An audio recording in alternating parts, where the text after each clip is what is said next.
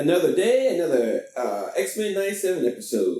And man, I'm going to be real sad when this stuff's gone. Yeah. Oh, what a hit, what is just an absolute success story. Right. Yeah, that's good stuff. I mean, we had the problem with the lead storyteller for the whole project getting fired. Right. But other than that, it's really good. I'm curious how much is going to change, because the guy did the first 2 seasons. The first 2 seasons, I think, are done. So I'm curious to see what's going to happen after that. Yeah, I mean, he says he wrote, I don't know, everything, I guess. But, there were other writers, so I'm sure. Yeah. I'm sure the show's in good hands.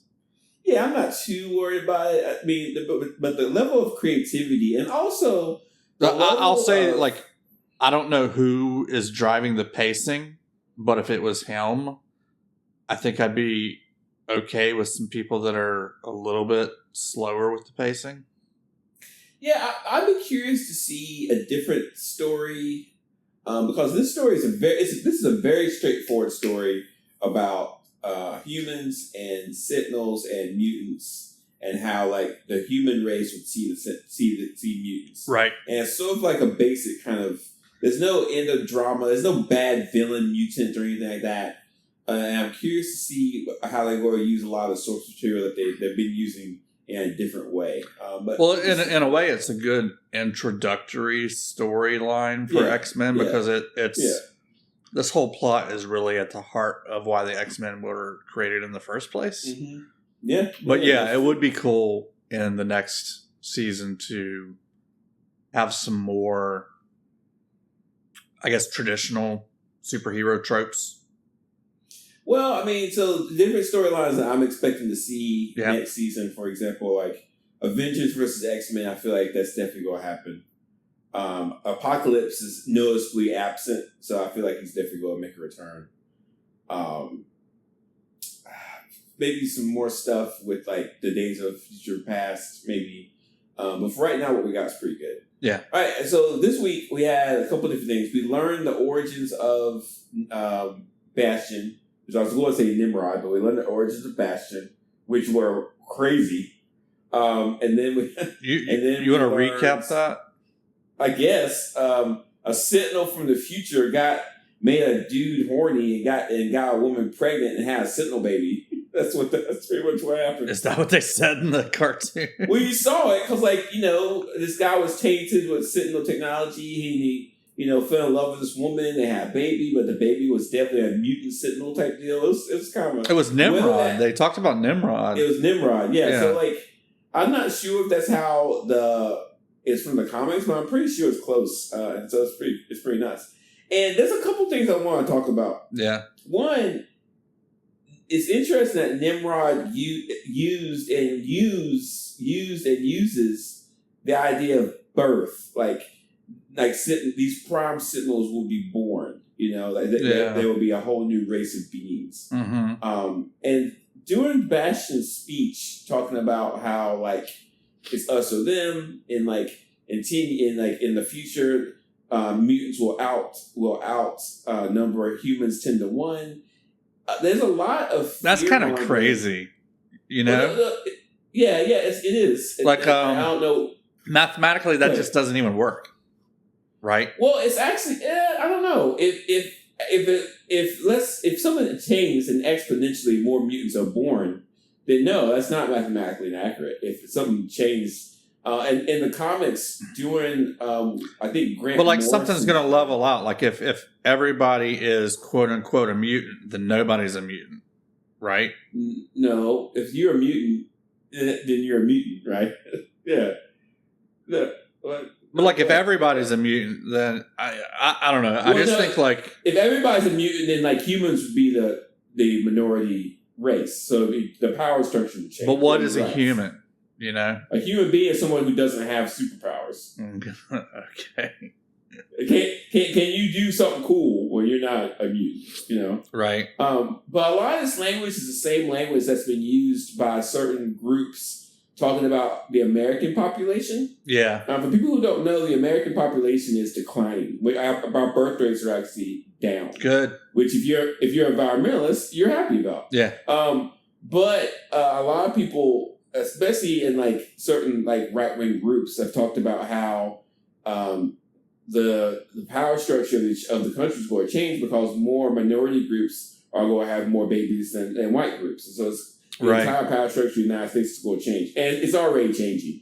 And a lot of the anxiety we have in our politics is because of that. Right. Yeah. At some point, the white population of America will be less than half. Yeah, and that language that Bastion was using was straight from that. Like the writers are really smart, right? And the same anxieties people are having about that kind of population stuff is the same kind of anxieties that they're using here. And once again, mutants are being used as a metaphor for the problems that we have in our own society. So it's really smart, right? And it's even like when you saw like protesters outside of Xavier's mansion. Like, that kind of stuff was interesting. And then, like, all of a sudden you saw them turn into Sentinel Primes. Yeah. It's very well done, very smart. And I think, once again, the show's smart. It's being written well, but then the action takes over, and the action's also pretty awesome. Speaking of, I had my eye out for this supposed 2 styles of animation that you keep talking about, and I didn't see it. Once you see it, it's easy to see. I was actually going to take a screenshot because there was a moment where the 2 screens were different. Yeah. For our listeners, they are going to do a making of X-Men 97. That'll be great, yeah. So coming out May 22nd. So once that comes out, they'll explain it a little bit better. Okay. I asked my daughter if she saw 2 different styles, and she didn't either, so... it's there. And it's absolutely.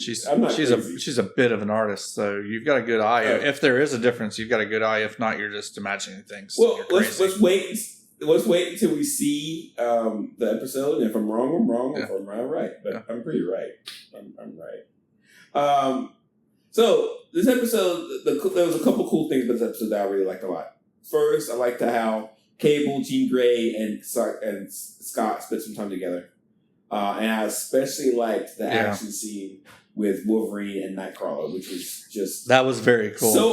So over the top, it's hard to even imagine how over the top it was. It was perfect. It was just who took Wolverine way up into the sky? Was that was one of the Sentinels? Okay, yeah. That was awesome when he was falling down and slashing them all snicketing on the way down, all of the Sentinels. It's like we've been waiting to see falling him from one to another and just slicing through them on the way down.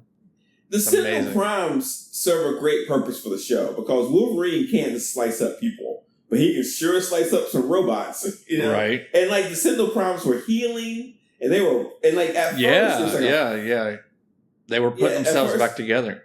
Yeah, at first it's a fun action scene, but then it became stressful because they can't kill him, you know? Right. And so like. It was just a constant slash. It was they did end up killing him, though. What they end up doing? I can't remember.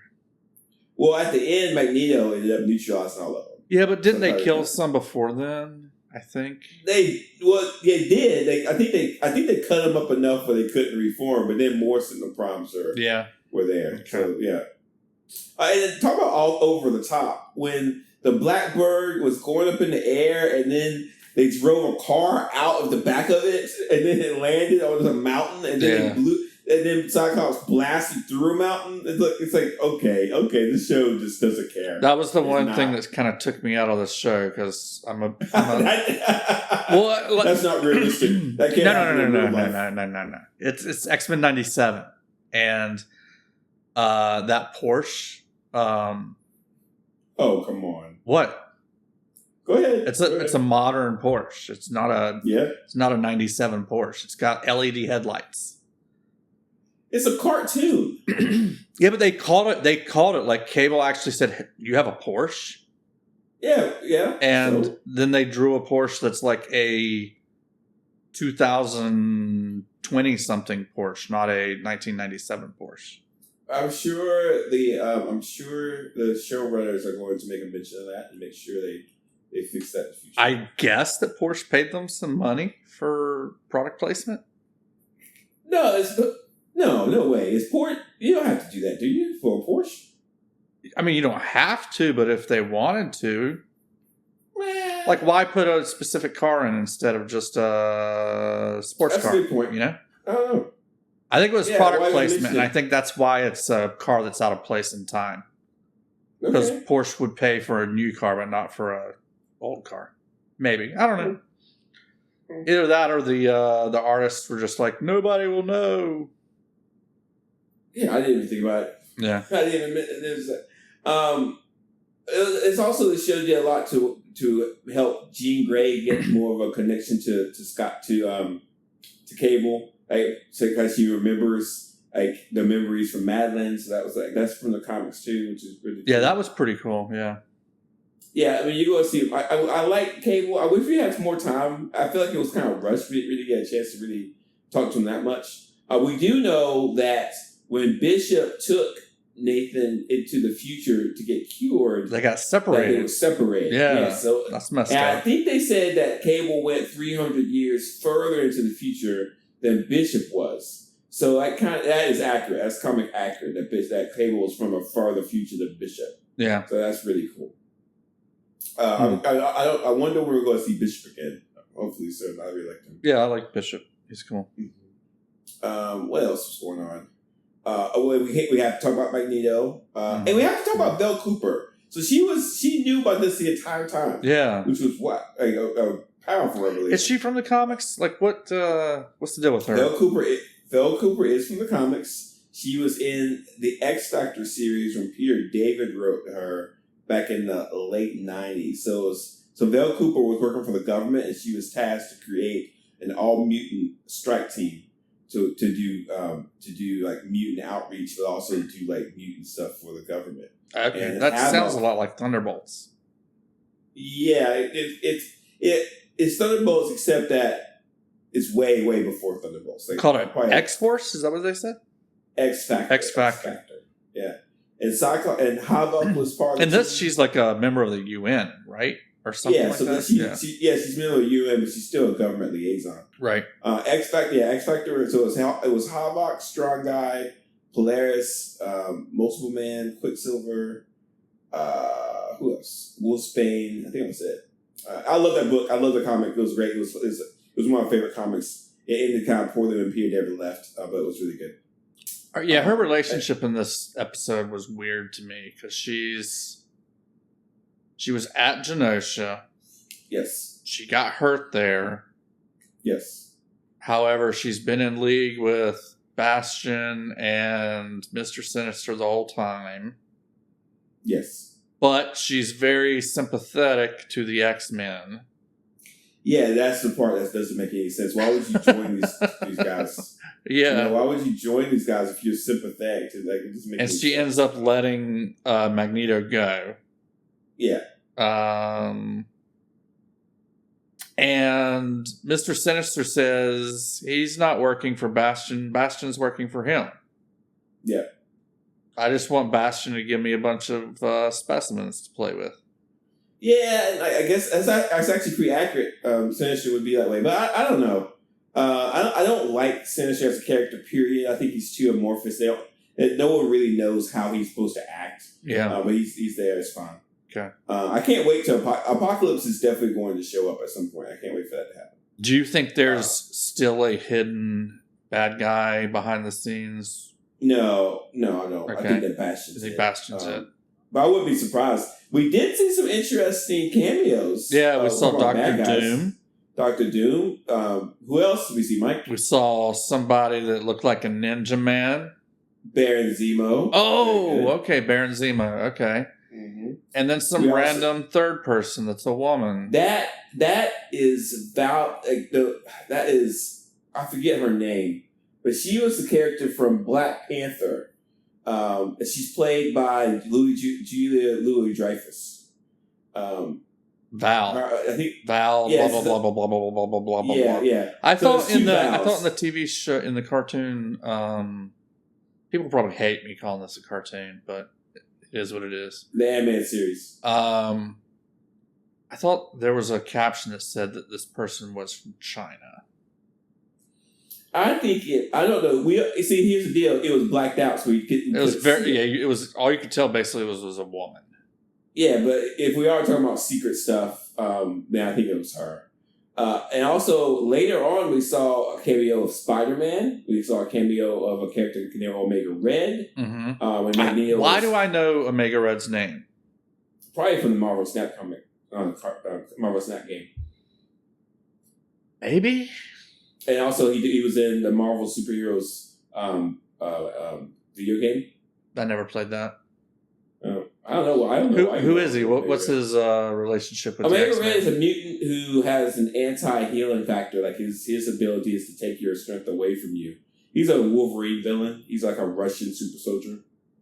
Oh, okay. So he can he's kind of like Rogue. No, not really. He can take your. Yeah, that's similar. It doesn't really give him a boon, but he can take it away from you. It's kind of like Rogue takes stuff away from you. That's fine. Let's just go with that. And I love the fact that the show's doing this, like showing these cameos. It makes me feel like there's a bigger world out there than the world we see here. And I would love to see more Spider-Man. I would love to see definitely more Spider-Man. Some people thought they saw Killmonger on one of those monitors. I think we might have saw that. Yeah. But I just love the fact that Dr. Doom was there for 3 seconds. You know what? Dr. Doom... That's the first time. He has the most lines out of all of those people. Yeah, that's the first time we've seen Dr. Doom in the MCU, right? Ever, right? So that's pretty cool. And yeah, so again, I think that the season finale, you should expect a big season finale with a lot of characters and a lot of cool stuff. And at the very end, Professor X shows back up and says, "To me, my X-Men." You know? Yeah, is that like a famous line? Yes, Mike is very famous. It's very famous. That was the first. That was the title of the first episode of X-Men '97. Yeah. So I guess that's a callback to. It's something he always says. Okay. Yeah. All right. I didn't know that. I didn't remember that. And so that's like his Avengers Assemble. Yeah, basically. This is something I'm disappointed about. Like Magneto was like Val lets Magneto go, and then Magneto uses his abilities. Basically, to supercharge the whole planet and just like wipe out. He does like a big electromagnetic pulse that turns all of the electronics off, which is pretty crazy. And now Magneto is definitely pissed off and is going to do Magneto things, and so it's going to be another typical Magneto versus Professor X kind of deal. And who was it? Was it Wolverine that said Magneto was starting a war? Yeah. Yeah. Basically, because the governments are definitely going to be like, well, Magneto can't do that. So Wolverine's like, well, Magneto did it. And Morph is like, saved us? And Wolverine's like, no, started a war. Yeah. Yeah. But, I mean, what? So what? Like, I would do the same thing. Magneto was right. I would do the exact I'm guessing Magneto is right that's also a callback to the comics, right? Yeah, that's actually it's more popular in the comics to say that Cyclops was right now. It's a long story. It's a long story, but in the comics, Cyclops at some point is more radical and extreme than Magneto is. Really, it was. Wow. Okay. Yeah. One storyline that I'm not into. Do you think Magneto was right? I absolutely think Magneto was right.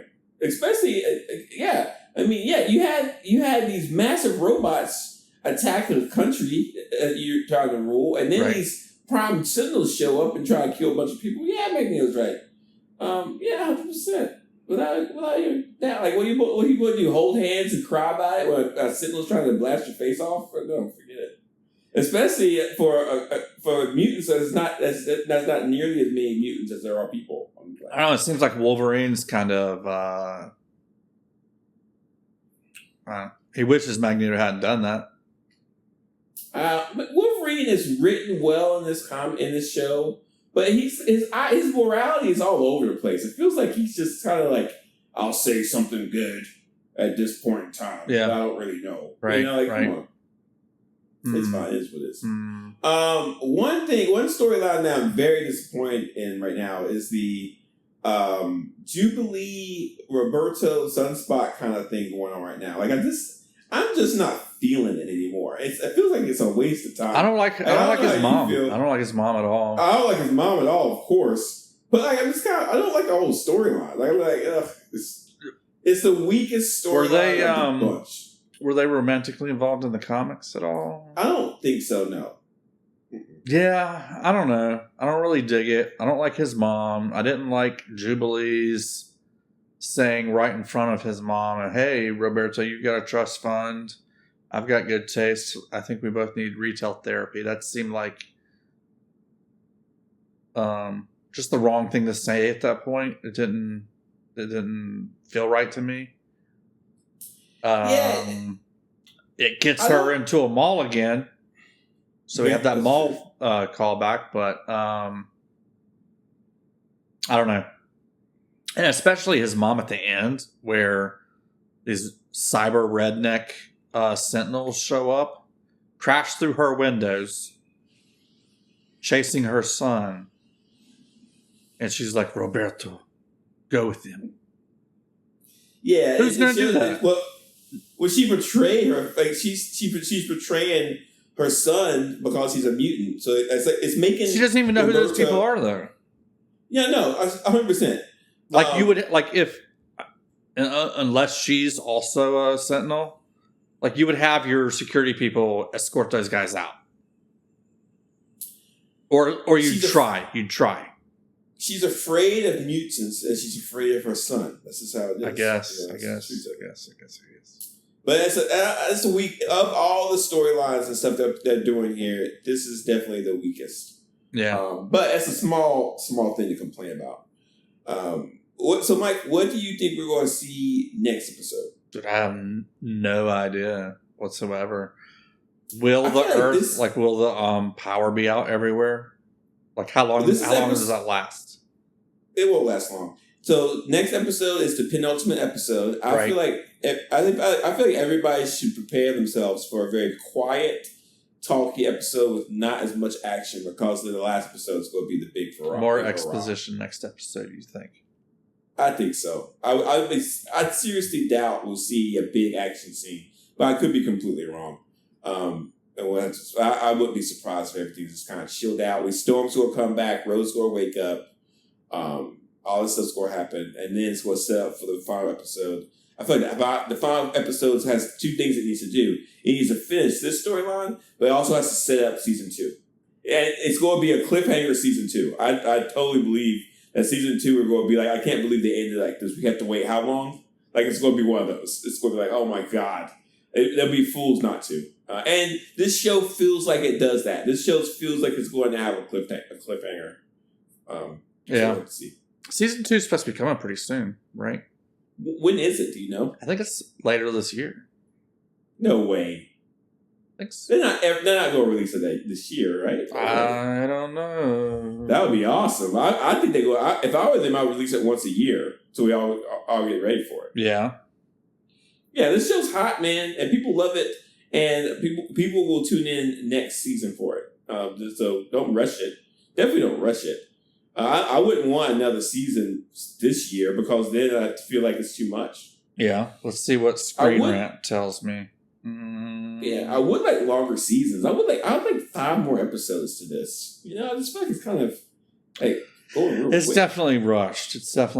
Yeah, I think it's not rushed. It's just like fast, and it's so good that I don't have time to really enjoy it. No release date yet. Yeah, no, it's not coming out. No way. That's just internet people. Yeah. I don't know who says it's going to come out this year. Yeah. So that's it for episode 8. Unless you have anything. Let's see. Jubilee's new black outfit. Yeah. I didn't really dig it, but is it a callback to like comics in any way? No, I don't think so. No, not really. All right. We talked about Wolverine's awesome fall. I harped about the Porsche. Magneto was right. Can't believe that bothered you that much.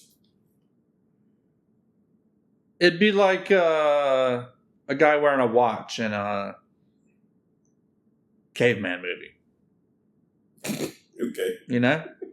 Okay, yeah, no. I get it. I'm not even going to argue with you about it. Dude. It's like it stands out like a sore thumb. If you know what you're looking at, it stands out like a sore thumb. No, you're good. You're good. Yeah, that was not a 9/11. No, you're good. Yeah, like that's what it would have been in 1997. We're good on that. Let's see. Spider-Man. We got to see him for a little bit. He saw the lights turn out in New York. Hey, it's not unusual for Spider-Man to show up in an X-Men comic, so it'd be really cool to see him show up in an X-Men episode. Yeah, I mean, do you think we're going to see him in the next 2 episodes? I don't know. I don't know what they're going to do, but it's clear that they're Captain America come back in the next 2 episodes? They have to do something. I feel like Captain America has to come back. They got to do something big and they got to do something bold, and I cannot wait. So I'm just going to watch. I'm not too concerned. We'll just go watch it. Spider-Man I dug is just a cool cameo. You know, hey, here's the lights turn out in New York and Spider-Man's there. I mean, I feel like Captain America has to come back though. Is it a universal that when you see Spider-Man anywhere, you say, "Hey, it's Spider-Man"? I feel like that's a universal feeling for everybody, right? Yeah. Like when you see Spider-Man in a cameo or the swinging, and you're like, "Hey, it's Spider-Man!" Like it's just like he brings instant joy. Yeah, he's the best superhero. Why. Yeah, this is strange. Anyway, I'm Spider-Man over Superman. That's fine. You know? That's okay. Yeah. You don't have to choose. They both are great. I'm just saying, like if I had to choose, Spider-Man any day. That's okay. I got some news you can abuse. You do? Okay. The first up for our listeners is I'm still watching Andor, and I am very impressed with the show. Yeah, you are. I'm watching it as I work out, so it's like I'm watching it in 30-minute intervals. Right. But I definitely think we'll definitely do a show about it. We should. Hey, real quick, there was a samurai in the last episode. Silver Samurai. The only reason they were doing that is they were showing comic book characters on different continents. Right. So Omega Red was in Russia. Spider-Man was in New York. Right. Silver Samurai was in Japan. So that's okay. All right. So news you can views. If you go to our show notes and click the first link, Captain America has a new sidekick. He's not a new sidekick. If you remember from Falcon and the Winter Soldier, after Falcon and Winter Soldier beats up U.S. Agent, they take Falcon's wings are broken, and Falcon gives it to that army reservist or whatever he was. Like he has the wings in like a bag, or whatever, and the guy says, "What do you want to do with these wings?" And he says, "You keep it," or whatever. That guy is going to be in the Captain America movie, and he's going to have the wings. And so if you look at the picture, he's going to be he's going to be the Falcon. Because the Falcon turned to Captain America, and so this new guy is going to be the new Falcon. I remember us talking about that actor and saying, is he going to show up in something in the future? Because I think my question was, and this is just going off memory, I thought they paid too much attention to him in the show for him to just be a background character and not be either a character that had more time in the show or a character that's going to be doing something in the future. Yeah, he's going to be in the movie, and I'm really looking forward to the movie. They some of the promo materials already coming out. The Red Hulk is definitely going to be in this, which is what it is. And so I'm looking forward to it. I'm starting to hear some good things, so I'm looking forward to it. Cool. Next up, let's see here. So Kraven the Hunter is the movie's going to suck, but it's also been delayed to December 13th. Now, do you have news about it going to suck, or is that just? It's Sony. It's a Sony production, so it's gonna suck. Duh. Okay, come on. Okay. The Mad Web was an absolute disaster. That's what I was going to say. Is Kraven the Hunter going to do better or worse than Mad Web? It's going to do worse. It's not going to do better. Listen, Sony, we've talked about this. Stop making these movies. Don't give the rights to Marvel. Just sell them. Rent Spider-Man out. Rent him out. Yeah, just rent them out. And just rent it out to them. Let them do it. I would love to see a Kraven the Last Hunt movie with Spider-Man and Kraven the Hunter. But Sony, you can't do this. There must be some agreement they made behind scenes that we don't know about, because they're not doing Spider-Man movies anymore. You know? I don't know what the agreement is, but you are right. Sony's not doing Spider-Man the right move for them if they have the Spider-Man rights, is to just call up Tobey Maguire or what's his name and keep doing those movies. What's his name is the actor from the Amazing Spider-Man movies, but the 2 movies. I forget his name too. Listen, Sony is not being helmed by good people. Like they don't know what they're doing. And but so it seems like they have a new agreement with Marvel that prevents them from doing Spider-Man movies. Maybe that could be true, or it could be they're just dumb and don't know what they're doing. Yeah, I like that. I like that. Like in the promo for Kraven the Hunter, there's a scene where I think he's buried, and there's spiders crawling over him.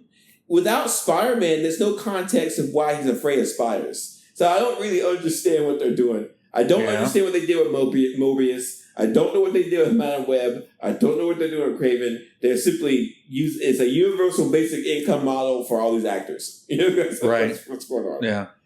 But here's some interesting news that I'm worried about. Paramount Pictures is having this is the next news you can't use. Paramount Pictures is having a bad time right now. I'm not exactly sure why, but they're not doing well. And a lot of the decisions are not going very well. They've made some Star Trek decisions that aren't being received by the fan base. They put a lot of effort into their streaming platform, and I don't think it's doing well. Yeah, I guess not. But I mean, they have some good Star Trek I don't offerings. subscribe to Paramount, do you? I do because of some of the Star Trek offerings they have. Because I like Star Trek a lot. There's a rumor, and I hope this doesn't happen, but there's a rumor that Sony might buy Paramount for a ridiculously low price of $26 billion. And then Sony would have the right to like Star Trek.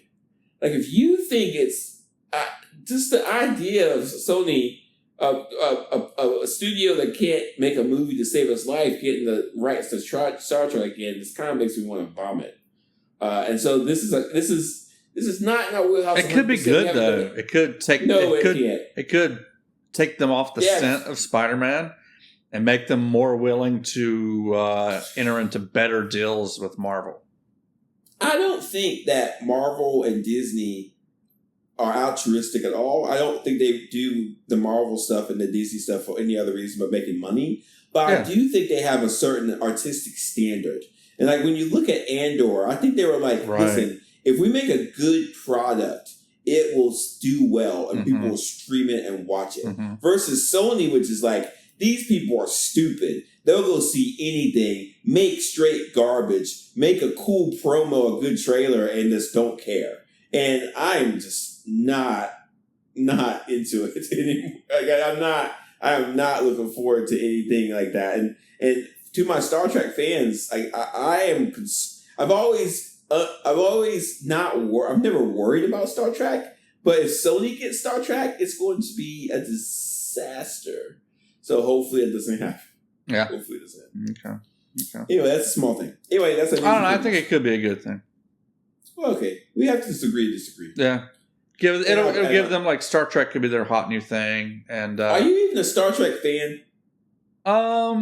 No. I'm not a fan. Have I watched Star Trek? Yes. Yeah. Okay. My favorite Star Trek is Deep Space Nine. Oh, that's okay. I was about to get really upset. But what were you thinking I was going to say?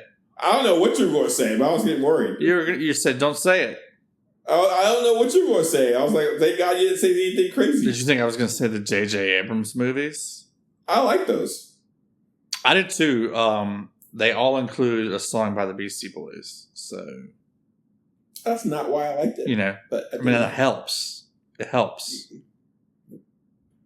That's it. There's a Beastie Boys song that's a literal plot point in one of those movies. Right? They're playing Sabotage while... Is it Michelle Yeoh? Or Michelle Yeoh is... I don't know. Somebody's flying a ship and they're sabotaging stuff with the song Sabotage. Michelle Yeoh isn't in those movies. All right. Well, I'm confused about that part. But they're playing the Beastie Boys Sabotage to sabotage ships acoustically in one of those movies, right? I'm not misremembering that, right? I don't want to talk about this anymore. I won't add this conversation. I feel like I'm in a glass house with no windows. I feel like that happened. If it did, I will find a link to it on YouTube and put it in the show notes. I think you're right. Yeah. I saw the first 2 Abram movies. I did not see the third. Oh, the first one was the best, I think. Yeah, I liked it. Yeah. I would love to watch it with my wife, but she never watched it. She doesn't watch any of your... So she doesn't watch Lord of the Rings. Nope. She doesn't watch Marvel. Mm-mm. She doesn't watch your Star Trek? No. We did last weekend. We did watch 2 episodes of Star Trek. Whoa. Did she like it? No, she just didn't like it. Star Wars? No, she's not watching Andor? She's not going to watch Don't even tell her it's Star Wars. Mm-hmm. No, it has spaceships and stuff, so she ain't going to watch it. Mm. Wow, dude. Tough cookie, man. Yeah. Tough cookie. Yeah. All right. We're done. Mike, how can people find us and help make their family and friends listen to us? How can that happen? Hit that share button right now. Do it. Also, follow us wherever you can find us. Hit the subscribe button. Rate us. Review us. Give us a thumbs up. Or a thumbs down at this point. No. Just thumbs up. Yeah. Please give us a thumbs and up. 5 stars. Yep. Yeah, give us all the stars.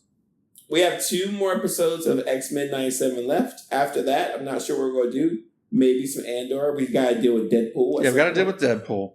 So we got a lot to work on, as always. But I would thank all our listeners for being with us during this crazy ride. Andor might have to be our post-Deadpool drought. That's fine with me. Yeah. Yeah, that's fine with me. Yeah.